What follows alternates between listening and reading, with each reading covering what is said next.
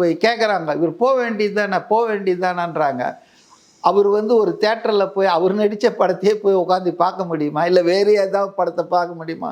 So privacy என்பது அவருக்கு இல்லாமல் போச்சு because of is celebrity status. அதனால் அதை மக்கள் புரிஞ்சுக்குவாங்க. ஆமாம், அவர் வந்து செய்கிறாரு, கேட்டார் அனுமதி, இன்னும் அனுமதி கொடுக்கல. இதை விட ஒன்றே ஒன்று சொல்கிறாங்க, கல்யாண மண்டபங்க பார்க்குறாங்க, எங்கேயா ஒரு இடத்துல தானே உட்கார வச்சு பார்க்க முடியும். அப்போ அந்த கல்யாண மண்டபம் காலையில் ஓகே சார் அட்வான்ஸ் கொடுங்கன்றாங்க, சாயந்தரம் போன ஒன்றும் சார் அப்படின்னு இழுக்கிறாங்க, எங்களுக்கு அழுத்தம் இருக்குதுன்றாங்க. இது காமன் சென்ஸ், ஜனங்களுக்கு புரியும். எங்கேருந்து அழுத்தம் வந்திருக்கும்?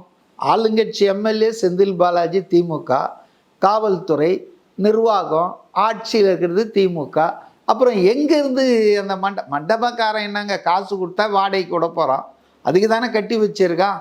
அப்போ அவனுக்கு நல்ல வாடகை கிடைச்சாலும் மண்டபத்தை கொடுக்க முடியாத நிலைமைக்கு அழுத்தம் கொடுக்குறாங்கன்னா பயமுறுத்துறாங்க.